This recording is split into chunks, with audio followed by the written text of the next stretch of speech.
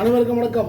சுதேசி தமிழ்நாடு மக்கள் நல சமூக சேவை அமைப்பு இந்த பதிவு எதுக்காக பார்த்தீங்கன்னா, எங்கள் சென்னிருப்பு ஊராட்சியில் பார்த்தீங்கன்னா அனுமதியின்றி பேனர்கள் வைக்கிறாங்க.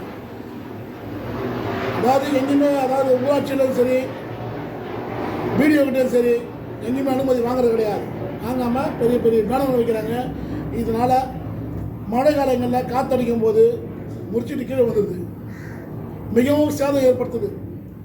அதாவது பார்த்தீங்கன்னா டிஆர்ஆர் பில்டிங் ஏற்கனவே அதை பதிவு போட்டிருப்பேன். அவர் அனுமதி இல்லாமல் அது மேலே அதுக்குள்ளே வச்சுருக்க கம்பெனி விளம்பரத்துக்காக ஒரு விளம்பர பலகை வைக்கிறாங்க. அந்த பலகை பார்த்திங்கன்னா அனுமதியே கிடையாது. கிட்டத்தட்ட ஒரு 50 அடிக்கு உயரமாக இருக்கும். வீடியோ கிட்ட பெடிஷன் கொடுத்து 1 மாதத்துக்கு மேலே ஆகுது.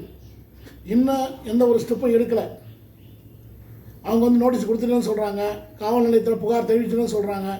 ஆனால் விளம்பரத்தை பேனரை அகற்றாமல் கிடையாது. இப்போ பூவிருந்தவள்ளி நகராட்சியில் ஒரு தீர்மானம் கொண்டு வந்திருக்காங்க. என்னென்னா, அனுமதி இல்லாமல் பேனர்கள் வைத்தால் 25,000 அபராதம். இப்போ நகராட்சியில், அப்போ ஊராட்சியிலேயே அதை செய்யக்கூடாது. எதுக்கு ஊராட்சியில் அனுமதியாக இருக்காங்கன்னு தெரியல. இப்படி அமைதியாக